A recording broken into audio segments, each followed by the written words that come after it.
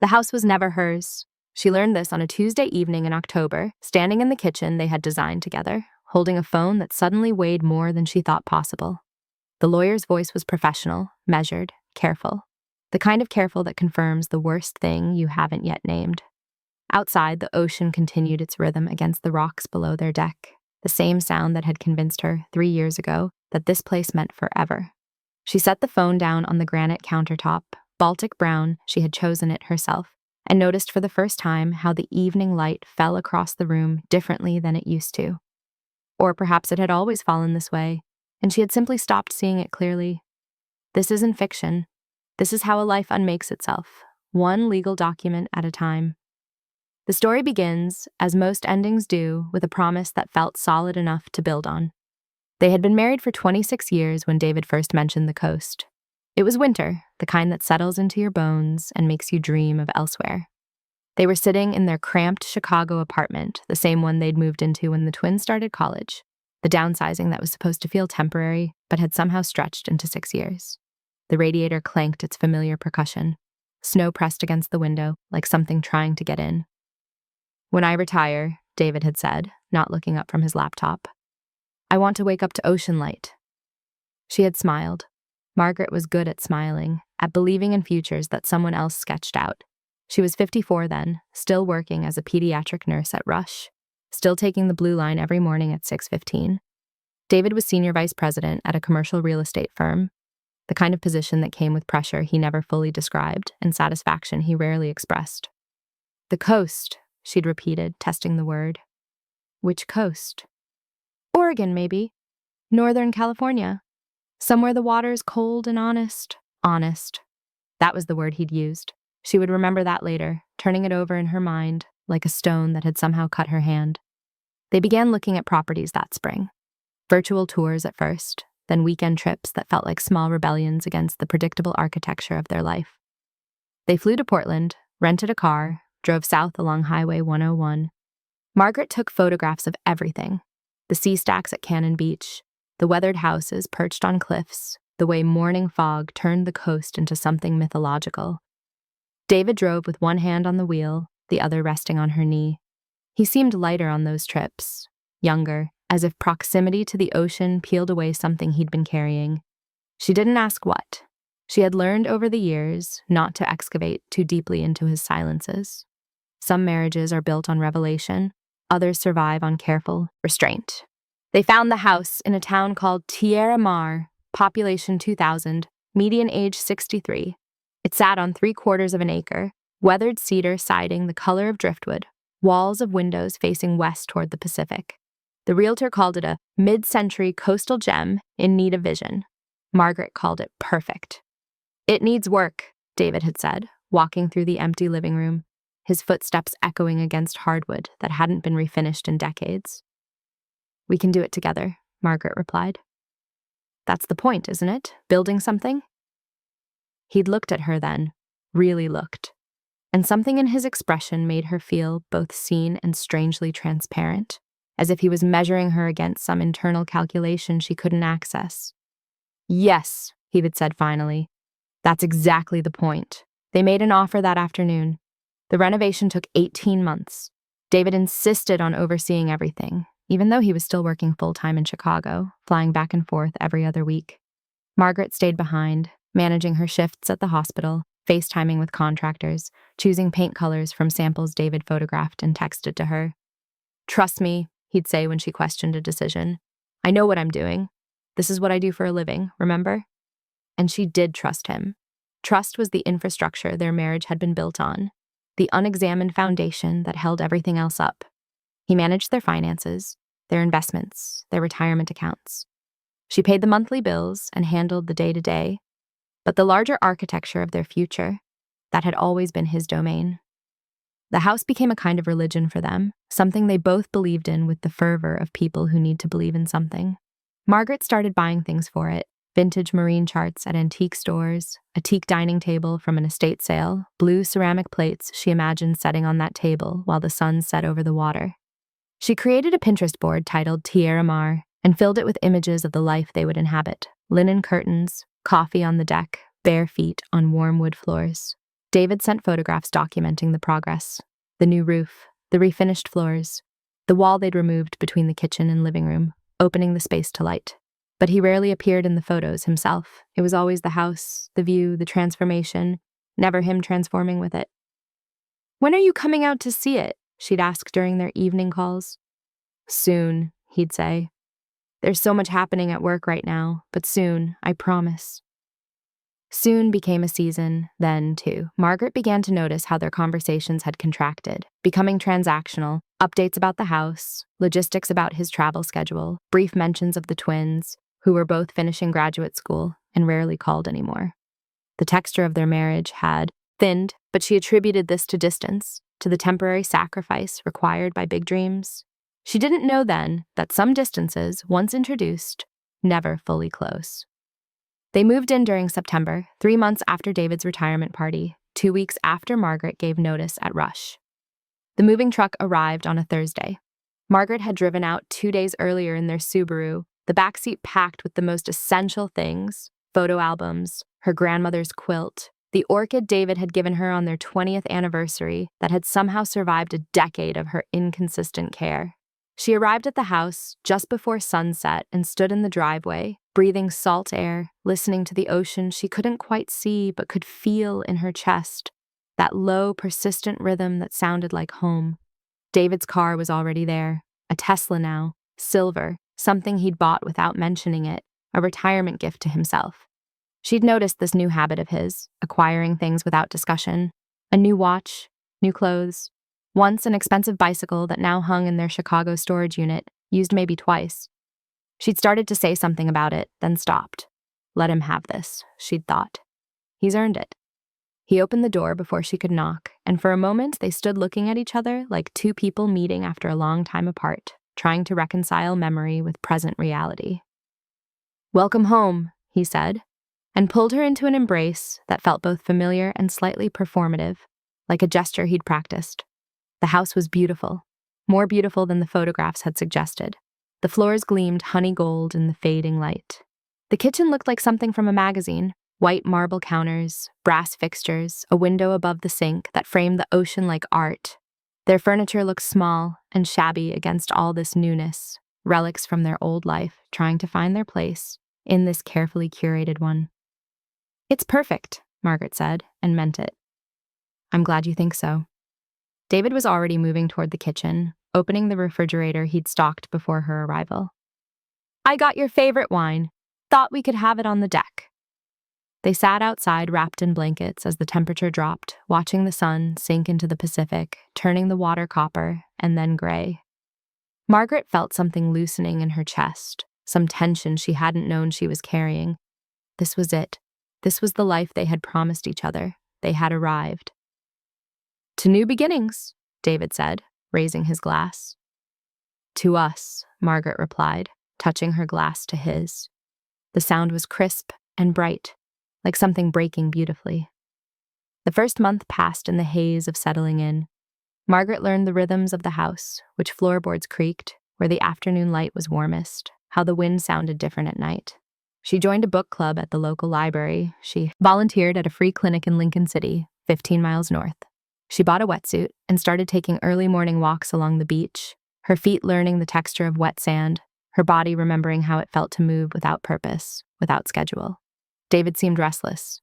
He spent hours in the office he'd set up in the third bedroom, door closed, the blue light of his computer screen visible underneath. When she asked what he was working on, he'd say something vague about consulting opportunities or keeping my hand in. "I thought you retired," she'd say gently. "I did. This is it's nothing, just keeping busy." She understood, or thought she did. 26 years at the same firm, then suddenly nothing. She imagined it must feel like standing at the edge of a cliff, all that empty space where structure used to be. But there were other changes, smaller ones, that accumulated like sediment. He was gone several days a week now, driving somewhere. Portland, he said, meeting with former colleagues, networking. He'd come home late, smelling like restaurant food and exhaustion, and retreat to the office or the bedroom.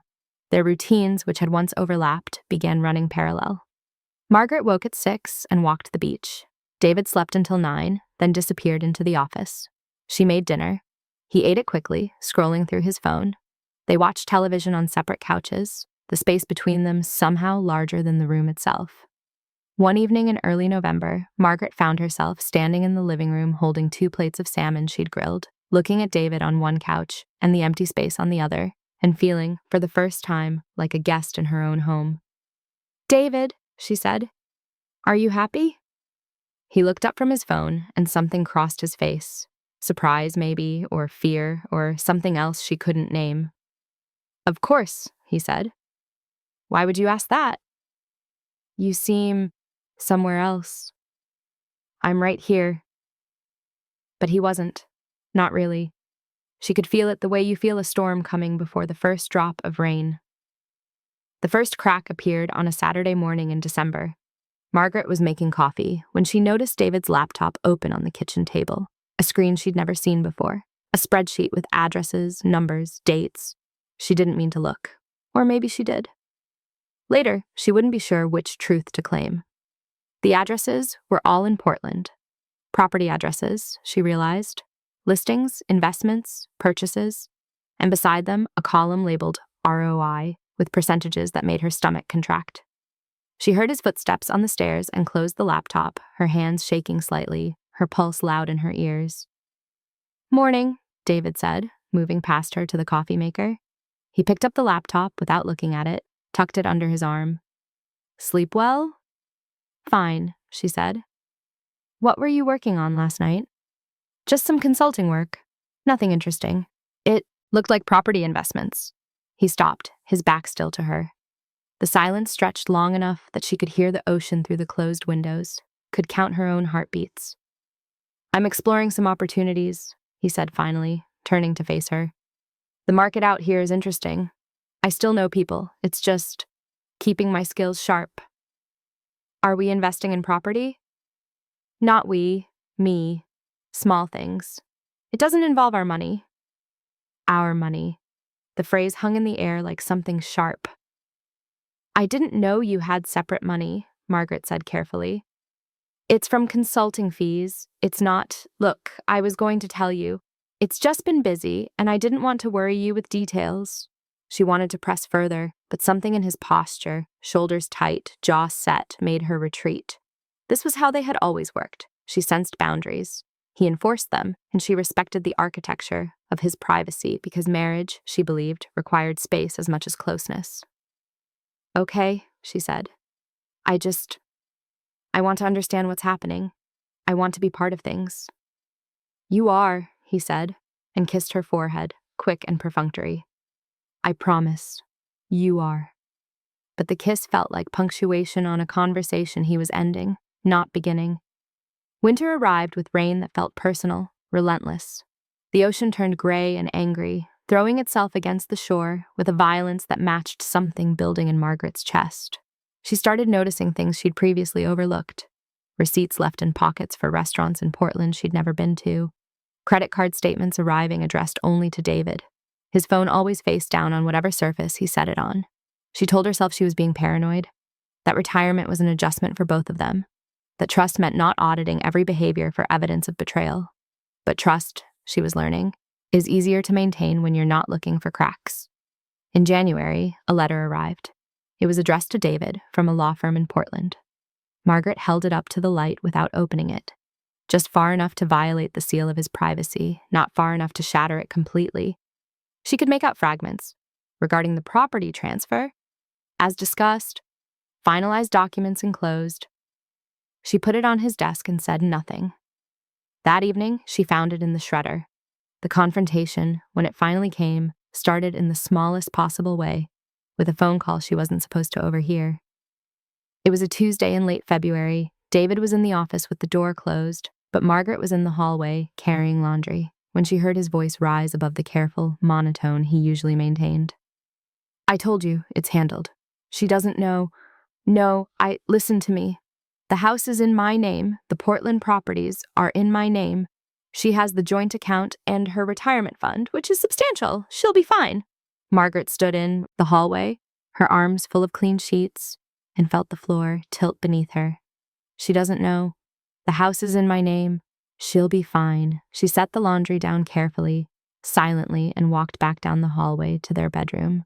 She sat on the edge of the bed, the king size they'd bought specifically for this house, with the view of the ocean she'd imagined waking to for the rest of her life, and felt something fundamental shift inside her, like a bone breaking in a place too deep to see. She waited until dinner. She made pasta, his favorite, opening a bottle of the expensive wine he'd started buying without asking her opinion. She set the table with the blue ceramic plates she'd chosen for this house, this life, this future they had supposedly built together. When he came into the kitchen, freshly showered, she was sitting at the table, her hands folded in her lap. "Smells good," he said, moving toward the stove. "Sit down, David." Something in her voice made him stop. He turned slowly, and she saw him assess the situation, calculate the danger, prepare his defense. "What's wrong?" "Whose name is this house in?" The question hung in the air between them, sharp and undeniable. She watched his face cycle through responses, confusion, offense, resignation, before settling on something that looked almost like relief. "Mine," he said quietly. "The house is in my name." "Just yours?" "Yes." "The Portland properties too?" He sat down across from her, not touching the food, not reaching for the wine. "Yes." "And you never thought to mention this?" "It wasn't. Margaret, it's complicated. The tax situation, the liability." "Don't." Her voice was steady, which surprised her. "Don't make this about taxes." He looked at her then, really looked at her, and something in his face crumpled slightly, revealing the truth beneath the excuse. "I needed something that was just mine," he said. "Can you understand that? 26 years of everything being ours, us, we. I needed something that was just mine. This house was supposed to be ours. You said we were building something together." "We did. We are." "No," Margaret said softly. "You built something. I believed in it." The distinction was small but total. They sat in silence for a long time, the pasta cooling between them, the wine untouched. Outside, the ocean continued its indifferent rhythm, the same sound that had once meant promise and now meant something else entirely. "I want to see the deed," Margaret said finally. "Margaret, I want to see the deed, David. I want to see all of it." He stood, his chair scraping against the floor, and left the room. When he returned, he was carrying a folder, the kind you store important documents in, the kind she had never seen before. He set it on the table between them like evidence. Inside were papers she didn't understand but could feel the weight of: property deeds, investment portfolios, account statements. None of them bore her name, not one. "The joint account," she said, looking up at him. "That's real, right? That's actually ours?" "Yes, and your retirement. I would never. But this house, these properties, all the equity you've been building while telling me you were keeping your skills sharp. I was going to tell you, eventually, when it all made sense." "When what made sense?" He was quiet for a long time, then, "When I decided if I was staying."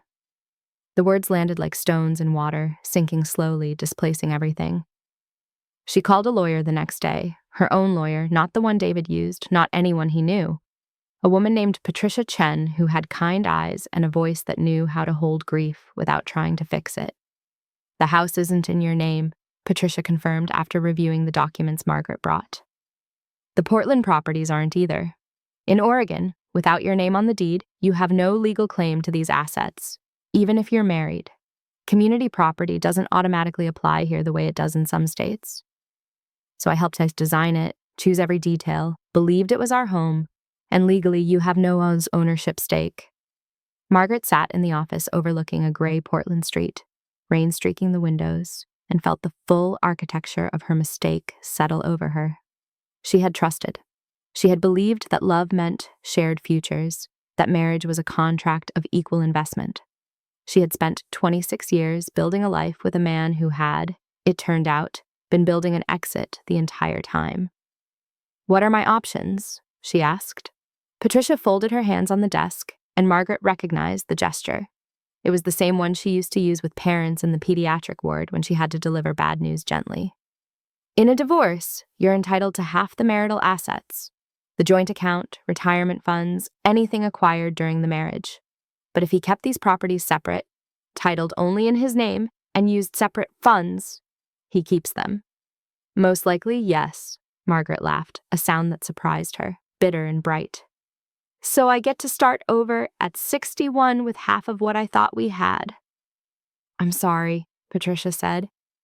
I know that's not what you want to hear. But it was exactly what Margaret needed to hear. Not comfort, not optimism, but the plain truth of how thoroughly she had been unmade.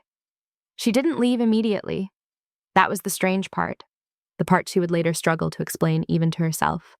She stayed in the house that wasn't hers, slept in the bed she'd chosen, watched the ocean from windows she'd positioned. David became careful around her, polite in the way of strangers, sharing a space. He offered her things, money, time, explanations she no longer wanted. He suggested counseling, separation, lawyers who could help them uncouple consciously, as if love was something you could disassemble with care and good intentions, as if betrayal was just a matter of poor communication. Were you ever going to tell me? She asked one evening. They were sitting in the living room, on opposite couches, the television off, just the sound of rain against the windows. I don't know, he said. I kept thinking I'd figure out what I wanted, and then I'd know what to say. And what do you want? He was quiet for a long time. I want to be somewhere else, someone else. I want to wake up and not feel like I'm failing you just by existing. The honesty of it surprised her. She had expected excuses, defenses, the careful language of someone protecting themselves. Instead, he gave her something that felt like truth, raw and uncomfortable and human. You're not failing me by existing, Margaret said softly. You're failing me by lying. I know. Do you love me? I don't know, he said again. I think I love who you were, who we were. But I don't know if that's the same thing as loving you now. She nodded. The answer hurt, but it had the dignity of honesty, which was more than he'd given her in months. I'm going to leave, she said. Not right away, but soon. I need time to figure out where I'm going, what I'm doing.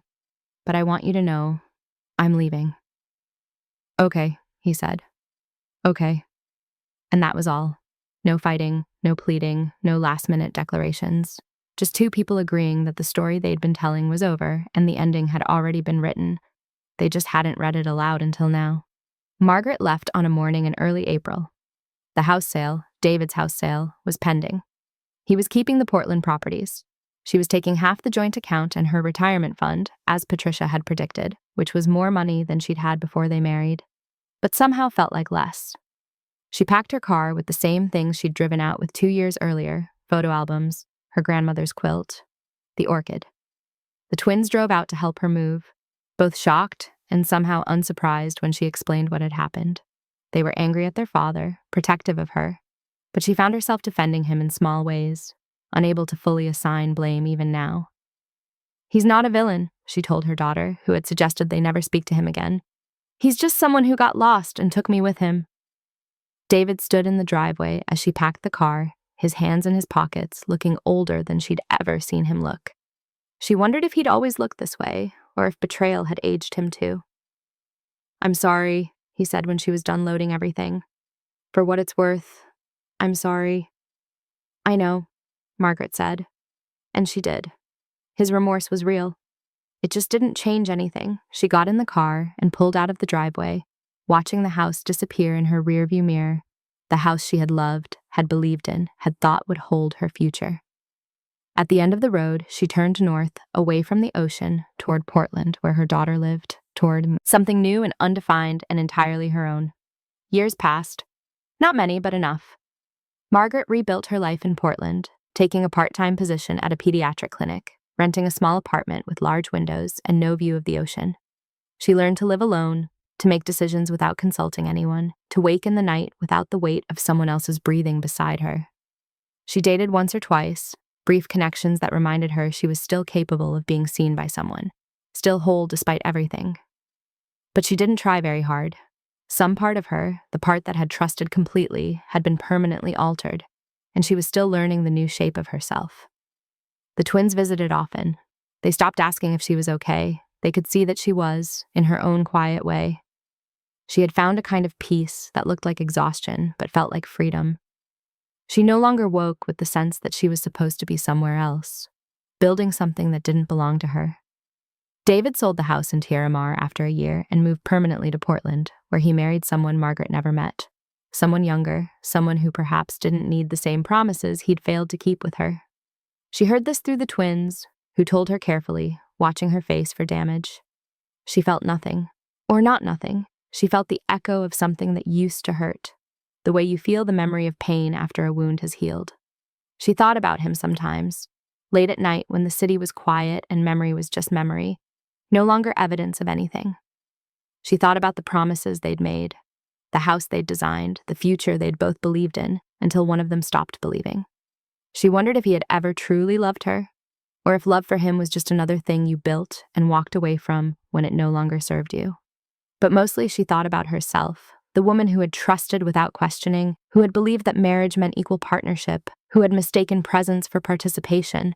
She forgave that woman, slowly, for her faith, for believing that love and legal documents were separate things, for thinking that a shared life meant shared ownership. She learned that forgiveness isn't the same as forgetting. It's just the agreement to carry the weight differently.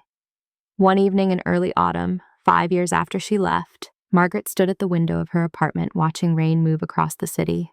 The orchid her daughter had given her, descendant of the one David bought 20 years ago, was blooming on the sill, white petals luminous against gray light. Her phone buzzed. A text from David, the first in over a year. I drove past the house today. New owners painted it blue. Thought you should know. I'm sorry, Margaret, for all of it. She read the message twice, then set the phone down. She didn't respond. There was nothing left to say, nothing that would change what had happened or who they had become. The house was blue now.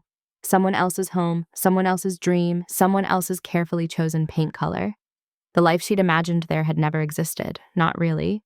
It had been an architectural rendering, beautiful and detailed and entirely hypothetical. She thought about sending a reply, something gracious, something final. But in the end, she did nothing. Just stood at her window, watching the rain, feeling the quiet aftermath of a storm that had passed years ago. She'd learned something essential in the wreckage, that you could survive the death of a future you'd believed in. That home wasn't a place someone else titled in their name. That love, when it breaks, doesn't always make a sound. Sometimes it just becomes something you used to believe in, like a house you once designed but never owned, dissolving into memory one small truth at a time. She never went back to the coast, never drove past Tierra Mar, never checked to see if the house was still standing, still looking out over that honest water David had wanted so badly. She didn't need to. The ocean would be there, indifferent and eternal, whether she saw it or not. And she had learned to be her own solid ground.